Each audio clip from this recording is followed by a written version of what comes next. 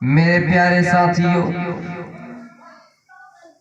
دنیا میں جب کوئی انسان کسی چیز کو انجام دیتا ہے، سب سے پہلے وہ انسان اس کی تیاری کرتا ہے کہ ہم وہاں تک کامیاب ہو پائیں گے یا نہیں، ہماری منزلیں آسان ہوں گی یا مشکل ہوں گی۔ اس لیے وہ انسان پہلے ہی تیاری کرتا ہے۔ اللہ مومنوں کو یاد دلا رہا ہے، او مومنوں، اللہ کی ذات سے ڈرو اور ہر نفس کو غور کرنا چاہیے کہ اس نے آنے والے دن کے لیے کون سی تیاری کر رکھی ہے۔ ہر نفس کو غور کرنا چاہیے کہ اس نے آنے والے دن کے لیے کون سی تیاری کر رکھی ہے۔ اس کا مطلب یہ ہے دنیا میں ہم ابھی زندہ ہیں، دنیا میں ہماری روح باقی ہے، ہم ابھی زندہ ہیں، تو ہمیں ان بچی ہوئی زندگی میں اپنے نفس پر غور کرنا ہے کہ ہم نے اپنے آخرت کو کامیاب بنانے کے لیے، آخرت کی زندگی کو کامیاب بنانے کے لیے، آخرت کے لیے کیا تیاری کر رکھی ہے۔ میرے بھائیوں، جب کوئی انسان یہاں سے دلی کا سفر کرتا ہے یا پھر سعودی عرب جاتا ہے، ادر کنٹری جاتا ہے، تو وہاں جانے سے پہلے جو وہاں کے نیم ہے ان تمام چیزوں کو پہلے فالو کرتا ہے اور اس کی تیاری کر لیتا ہے۔ اللہ کہتا میرے بندو، تمہیں بھی یہ دنیا سے دوسری دنیا کی طرف آنا ہے، تمہیں دنیا کو الوداع کہنا ہے اور اخروی دنیا کی طرف آنا ہے، آخرت کی طرف آنا ہے۔ اس لیے تم اپنی زندگی کے بارے میں غور کرو کہ تم نے اپنی زندگی میں آخرت کے لیے کیا تیاری کر رکھی ہے۔ میرے پیارے ساتھیوں، یہاں سے کوئی انسان اپنا سفر شروع کرتا ہے اور پھر ممبئی پہنچتا ہے، کیرل پہنچتا ہے، اور وہاں جانے کے بعد جب کوئی ادر کنٹری کا میرے بھائیوں ویزا لگاتا ہے، لیکن کسی چیز میں اگر کمیاں ہو، نقصان ہو، اگر کمی محسوس ہو تو وہاں سے اس کو ریٹائر کر دیا جاتا ہے، وہاں سے اس کو واپس کر دیا جاتا ہے۔ لیکن اس کے پاس دوبارہ موقع رہتا ہے کہ چلو اس سال نہیں ہوئے تو دوسرے سال آئیں گے، اس مہینہ نہیں ہوا تو دوسری مہینہ آئیں گے، اور ہمارے اندر جو کمی ہے اس کو ہم پورا کریں گے، پھر دوبارہ یہاں آئیں گے۔ لیکن میرے بھائیوں، جب اس دنیا کو چھوڑ کر چلے جائیں گے، ایک بار اس دنیا کو چھوڑ کر چلے گئے تو پھر دوبارہ آپ کے لیے موقع نہیں ہے کہ اللہ رب العالمین آپ کو دوبارہ زمین پہ بھیج دے اور دنیا میں آپ اپنی کمیوں کو پورا کر کے پھر اس دنیا کی تیاری کے لیے آئے۔ میرے بھائیوں، جب کوئی ادر کنٹری جاتا ہے، کسی چیز کے اندر کمی ہو تو دوبارہ اس کو موقع دیا جاتا ہے، ملتا ہے، لیکن جو ایک بار دنیا کو الوداع کہہ جائے اس کو دوبارہ یہاں آنے کی فرصت نہیں، موقع۔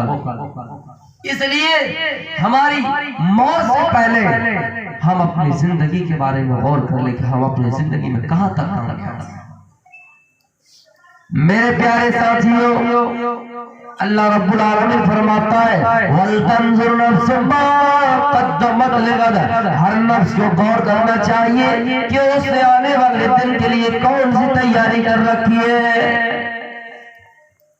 حنظلہ رضی اللہ تعالیٰ عنہ پہلی رات اپنی بیوی کے ساتھ ہے، اپنی بیوی کے ساتھ جمع کیے ہیں، اپنی بیوی کے ساتھ ہم بستر ہوئے، اتنے میں اعلان ہو گیا کہ اب تمہیں جنگ کے لیے چل رہا ہے، جہاد کے میدان میں تمہیں کوچ کرنا ہے، اللہ کے راستے میں تمہیں جہاد کرنا ہے۔ جیسے یہ آواز کانوں میں گونجی، حنظلہ رضی اللہ تعالیٰ عنہ بستر سے کھڑے ہوئے، اپنی بیوی کی محبت کو قربان کر دیا، اپنے گھر کی محبت کو قربان کر دیا، نرم گرم بستر چھوڑ دیا۔ انہیں دیکھا کہ آج پہلی رات ہے، میری بیوی کو میری ضرورت ہے۔ انہوں نے یہ نہیں سوچا اور اپنی جان کی پرواہ نہیں کی، جبکہ حنظلہ کو معلوم بھی تھا کہ ہو سکتا ہے میں میدان جنگ سے واپس آ جانا ہو۔ میرے بھائیوں، حنظلہ میدان جنگ کی طرف چلنا شروع کر دیے، پیچھے سے ان کی بیوی دوڑتی ہوئی آئی اور حنظلہ کا دامن پکڑ کر کہہ رہی ہے او میرے شوہر،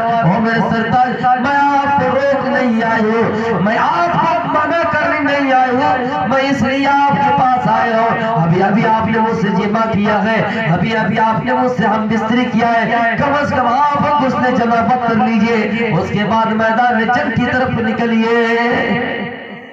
میرے بھائیوں، غسل جنابت بھی کرنا گوارا نہیں کیا۔ حنظلہ کی بیوی کو معلوم ہے کہ ہو سکتا ہے کہ میرا شوہر گھر واپس نہ آئے، لیکن اپنے شوہر کو روک نہیں رہے۔ آج کل کی طرح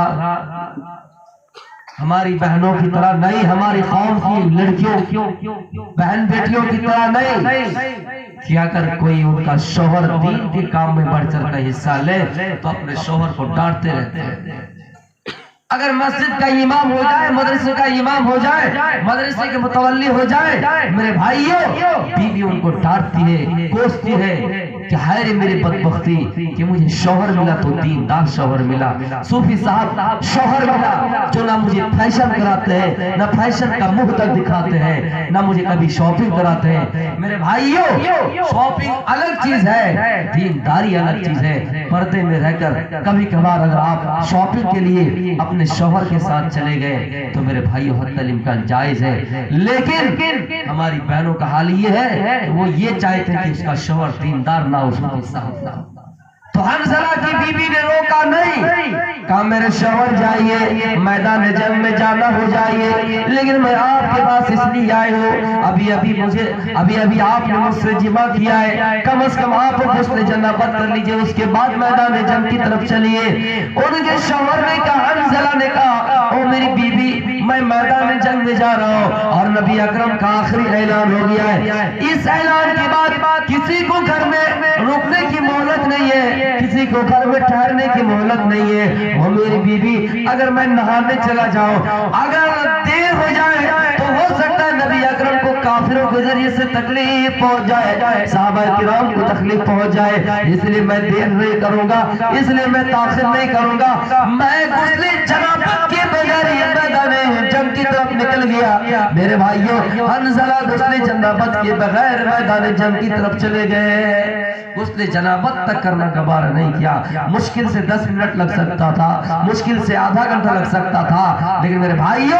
نہیں کیا۔ ہو سکتا ہے کہ کافر دشمن ہم پر حملہ کر دے، صحابہ کی جماعت پر حملہ کر دے۔ میرے بھائیوں میدان جنگ میں لڑتے گئے، کتنے کافروں کو جہنم رسید کر دیے، کتنے کافر کو قتل کر دیے، کتنے کافر جہنم میں چلے گئے، یہاں تک کہ لڑتے خود بھی شہید کر دیے گئے۔ اللہ کے نبی کو خبر ہوئی کہ حنظلہ شہید کر دیا گیا ہے، حنظلہ قتل کر دیے گئے ہیں، حنظلہ کی موت ہو گئی ہے، حنظلہ کا انتقال ہو گیا، حنظلہ شہید کر دیے گئے۔ آپ نے فرمایا حنظلہ کی لاش کی تلاشی لو، حنظلہ کی لاش کو یہاں لاؤ۔ میرے بھائیوں حنظلہ کی لاش لائی گئی، آپ نے دیکھا کہ حنظلہ کی لاش کو آسمان سے 70,000 فرشتے غسل دے رہے، حنظلہ کی لاش کو آسمان سے 70,000 فرشتے غسل دے رہے۔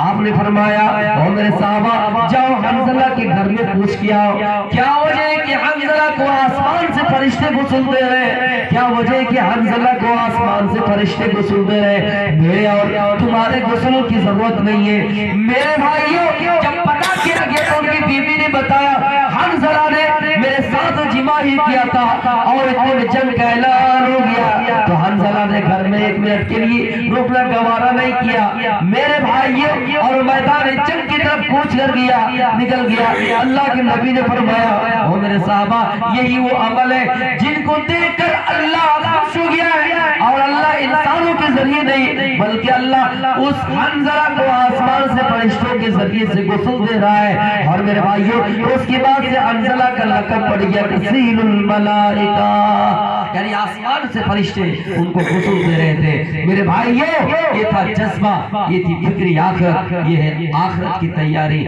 حنظلہ نے اپنی بیوی کی محبت چھوڑ دیا، اپنے نرم گرم بستر کو چھوڑ دیا، بیوی کا پیار، بیوی کی محبت، گھر کا پیار، گھر کی محبت، ان تمام چیزوں کو قربان کر دیا، نبی کی محبت کو آگے رکھا۔ میرے بھائیوں یہ ہے جہاد سے محبت۔ حنظلہ رضی اللہ تعالیٰ عنہ کو یہ بھی معلوم تھا، اللہ قرآن میں فرماتا ہے انفروا خفافا وثقالا وجاہدوا باموالکم وانفسکم فی سبیل اللہ۔ اے لوگو تم میدان جنگ کی طرف ہر حال میں نکلو، جس پوزیشن میں آؤ، جس پوزیشن میں رہو، جس کنڈیشن میں آؤ، تم میدان جنگ کی طرف نکلو۔ وجاہدوا باموالکم وانفسکم فی سبیل اللہ، اور اللہ کے راستے میں جہاد کرو، اپنی جانوں کے ساتھ، اپنے مالوں کے ساتھ، مال دینے کی ضرورت پڑے تو مال کی قربانی پیش کر دینا، جان دینے کی ضرورت پڑے تو اپنی جان کی قربانی دے دینا۔ اللہ کی راہ میں اپنی جانوں کے ساتھ اپنے مالوں کے ساتھ جہاد کرنا۔ میرے بھائیوں، جب پتا چلا کہ ہمیں مال دینا ہے تو مال دے کر اللہ کے راستے میں جہاد کریں۔ پتا چلا یہ جان کی قربانی دینا ہے، جان کی قربانی نہیں دے رہے تو اسلام خطرے میں ہو رہا ہے۔ میرے بھائیوں، وہ اپنی جان کی بھی قربانی دینا۔ میرے پیارے ساتھیوں، ہاں آپ اور ہم یہ سوال کر سکتے ہیں کہ ہم اپنی جان کو گنوائیں گے، ہم اپنے مالوں کو لٹائیں گے، اس کی بدولت اللہ نے کیا دے رکھا ہے؟ اللہ نے ہمیں کیا دیا ہے؟ اللہ اس کا جواب قرآن میں دیتا ہے۔ او میرے بھائیوں، او میرے بھائیوں، او مسلمانوں، اللہ قرآن میں اس کا جواب دیتا ہے کہ ان اللہ اشتری من المؤمنین انفسهم واموالهم بان لهم الجنہ۔ اللہ نے مومنوں سے ان کی جانوں کو خرید لیا ہے، مومنوں سے ان کے مالوں کو خرید لیا ہے، ان کی سمپتی کو خرید لیا ہے، مومنوں سے ان کی بلڈنگوں کو ان کی جائیداد کو خرید لیا ہے۔ اس وجہ سے خرید لیا ہے اللہ نے، اس کی بدولت اللہ نے جنت دے رکھی ہے، اور جنت کی بدولت اللہ نے مومنوں سے ان کے مالوں کو اور ان کی جانوں کو خرید لیا ہے۔ میرے بھائیوں، جنت ہمیں اور آپ کو یوں ہی نہیں ملی اور یوں ہی ملنے والی نہیں ہے۔ اسلام میں ہمیں اور آپ کو یوں ہی نہیں ملا، بڑی قربانیوں کے بعد میرے بھائیوں ہمیں اور آپ کو اسلام ملا ہے۔ اس کی حفاظت اگر چاہیے اور اس کی حفاظت اگر ضروری سمجھتے ہیں اور اگر جنت چاہتے ہیں، آپ چاہتے ہیں کہ پردان نگر میں آپ کا داخلہ ہو جائے، پیراڈائز کے اندر آپ جائیں، جنت آپ کا مقام ہو، تو اپنی جان کی قربانی اگر دینا پڑے تو دینا ہوگا، اپنے مال کی قربانی دینا پڑے تو دینا ہوگا۔ میرے پیارے ساتھیوں، حنظلہ نے تھوڑی دیر رکنا گوارا نہیں کیا اور میدان جنگ کی طرف جہاد محبت کی آواز گونجی، کہا حنظلہ نے یہ دلہن سے اپنی اجازت اگر دو تو جام شہادت لبوں سے لگانے کو دل چاہتا ہے۔ میرے پیارے ساتھیوں، لیکن ہم اور آپ ہیں جو آج غفلت میں پڑے ہیں۔ مسلمانوں کی یہ کمی ہے کہ ہمیں آئے دن مارا جا رہا ہے، ہمیں پیٹا جا رہا ہے، ہمیں یہ دھمکی دی جا رہی ہے کہ تمہیں اگر دیش میں رہنا ہے تو فلاں شرک جملہ کہنا ہوگا، تمہیں فلاں چیز کا نعرہ لگانا ہوگا۔ یہ ہماری اور آپ کی کمزوری ہے کہ ہمارا اور آپ کا ایمان مضبوط نہیں ہے، ایمان پختہ نہیں ہے، ہم اور آپ غفلت میں پڑے ہوئے۔ مسلمانوں، اپنے اندر انقلاب لائیے، اپنے اندر بیداری لائیے، اپنے اندر شعور پیدا کیجئے۔ مسلمانوں کو ہوش کے ناخن لینے کی ضرورت ہے۔ اس وقت ہمارا ملک نازک حال سے گزر رہا ہے، نازک دور سے گزر رہا ہے، اس لیے مسلمانوں غفلت میں پڑھ کر اپنی زندگی کو برباد مت کیجئے۔ خواب غفلت میں سوئے ہوئے مومنوں، عیش عشرت بڑھانے سے کیا فائدہ؟ خواب غفلت میں سوئے ہوئے مومنوں، عیش عشرت بڑھانے سے کیا فائدہ؟ آنکھ کھولو اٹھو یاد رب کو کرو، آنکھ کھولو اٹھو یاد رب کو کرو، عمر یوں ہی گنوانے سے کیا فائدہ؟ کیوں جوانی میں رب کو بھولا ہے تو، کیوں جوانی میں رب کو بھولا ہے تو، اور طاقت کے بلبوتے پھولا ہے تو، جب جوانی ڈھلے گی تو پچھتائے گا، جب جوانی ڈھلے گی تو پچھتائے گا، ایسے رونے رلانے سے کیا فائدہ؟ خواب غفلت میں سوئے ہوئے مومنوں، عیش و عشرت بڑھانے سے کیا فائدہ؟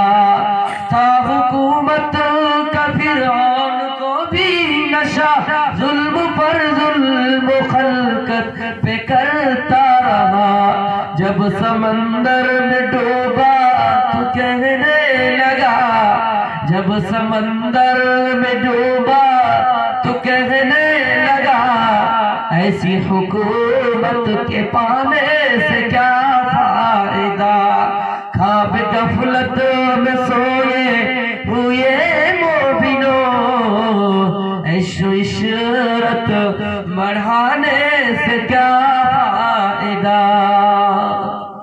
میرے عزیزوں، نوجوانوں، بزرگوں، میری ماؤں بہنوں، آپ بھی اپنے اندر انقلاب پیدا کریں۔ اگر کوئی آپ کا شوہر دین کے کام میں بڑھ چڑھ کر حصہ لے رہا ہے تو آپ اس کی مدد کیجیے، ہمت افزائی کیجیے۔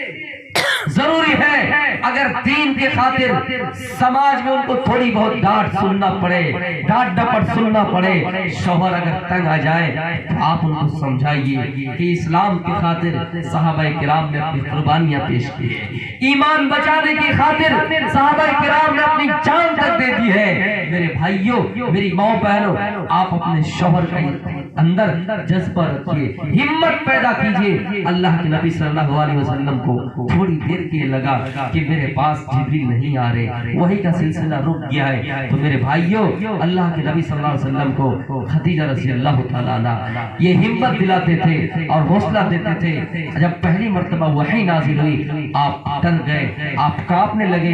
خدیجہ رضی اللہ تعالیٰ عنہ نے کہا، اے میرے آقا، اے میرے نبی، اے میرے سردار، اے میرے ہسبینڈ، آپ کو گھبرانے کی ضرورت نہیں ہے۔ کیسے اللہ آپ کے ساتھ ناانصافی کر سکتا ہے، کیسے اللہ آپ کو سزا دے سکتا ہے؟ آپ تو کسی غریب کو ستاتے نہیں، آپ تو کسی کا ایک روپیہ نہیں کھاتے ہیں، آپ تو یتیموں پر رحم کرتے ہیں، غریبوں کی مدد کرتے ہیں، آپ تو چھوٹے کو سلام کرتے ہیں، پھر کیسے ہو سکتا اللہ کو رسوا کرے؟ نہیں، ضرور اس میں آپ کی بھلائی ہے۔ تو میری ماؤں بہنوں، اگر آپ کا شوہر دیندار ہو جائے آپ خوشی منائیے، آپ خوشی منائیے کہ آپ کو دنیا میں دیندار رشتہ ملا ہے۔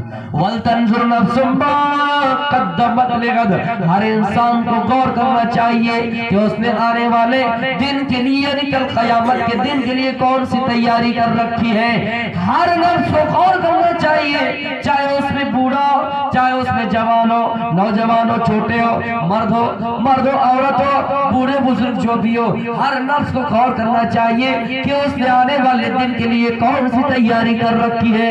یعنی اس کا مطلب یہ ایک ہی جوان کو اس بات کی گارنٹی نہیں ہے کہ وہ بڑھاپے تک زندہ رہ سکیں گے۔ اس لیے نوجوانوں، آپ کو بھی اپنے ضمیروں پہ جھانک کے دیکھنا ہے اور یہ سوچنا ہے کہ ہم نے آنے والے دن یعنی کل قیامت کے دن کے لیے کون سی تیاری کر رکھی ہے۔ آنے والے دن کے لیے، یعنی کل قیامت کے دن کے لیے کون سی تیاری کر رکھی ہے۔ میرے پیارے ساتھیوں، لیکن ہاں نوجوانوں، آپ یہ سمجھتے ہیں کہ ہماری موت تو بڑھاپے میں آئے گی، آپ یہ سمجھتے ہیں کہ ہمارا بال تو ابھی کالا ہے، آپ یہ سمجھتے ہیں کہ ہمارے چہرے پہ جھریاں نہیں پڑے ہیں، آپ یہ سمجھتے ہیں ہم تو ابھی 20 سال کے ہیں، ہم تو ابھی 25 سال کے ہیں، ہم تو ابھی 30 سال کے ہیں۔ جب 50 سال 60 سال پہنچ جائے تو ہم عبادت کرنا شروع کر دیں گے۔ آپ اتنا یقین جانیے، جب کوئی انسان نوکری سے ریٹائر ہوتا ہے، جب کوئی انسان جب کسی پد سے ہٹتا ہے 50 سال 60 سال کی عمر میں، تو پھر میرے بھائی وہ صوفی صاحب بن جاتا ہے۔ ویسے کچھ نوجوانوں کا حال ہے، جب جوانی ڈھل گئے میرے بھائیوں، پھر وہ صوفی صاحب بن جاتا ہے، داڑھی رکھنا شروع کر دیتا ہے، ٹوپی پہننا شروع کر دیتا ہے، ایسا لگتا ہے اس کے جیسا کوئی ایماندار ہے ہی نہیں میرے بھائیوں۔ لیکن آپ کو اپنے صحیح وقت میں اپنی ایمانداری دکھانا ہے، جوانی کی حالت میں آپ کو صحیح عبادت کرنا ہے، جوانی کی حالت میں صحیح فیصلہ کرنا ہے، جوانی کی حالت میں آپ کو اپنا پاور دکھانا ہے، صحیح راستے پہ اپنی طاقت کا یوز کرنا ہے، صحیح راستے پہ اپنی طاقت کا استعمال کرنا ہے۔ ورنہ جب آپ سے یہ چیزیں چھین لی جائیں گے، بعد میں آپ کتنا بھی اچھا بن جائیے، لیکن میرے بھائیوں یہ اچھا ہو سکتا آپ اس لیے بنے کیونکہ وہ پوسٹ آپ سے چھین لیے گئے، وہ پد آپ سے چھین لیا گیا، وہ مقام و رتبہ نہیں رہا جو پہلے تھا۔ اس لیے نوجوانوں، اپنی زندگی پر غور کرو اور آخرت کی تیاری کرو اور یہ سوچو کہ ہم نے آخرت کے لیے کون سی تیاری کر رکھی کرتی ہے، اپنی زندگی کو دنیا میں بیکار کاموں میں برباد مت کیجیے۔ میرے بھائیوں، اگر انسان ہونے کے ناطے تھوڑی بہت ہم سے اور آپ سے غلطی ہو جائے تو اللہ کے راستے میں توبہ کیجیے، اللہ کے یہاں گڑگڑائیے اور کہیے اللہ ہم انسان ہیں، ہم آدم کے سنتان ہیں، ہم آدم کی اولاد ہیں، ہم سے گناہ ہو گیا تو معاف کر دے۔ بیکار زندگی کو تو سوار لے، توبہ کا در کھلا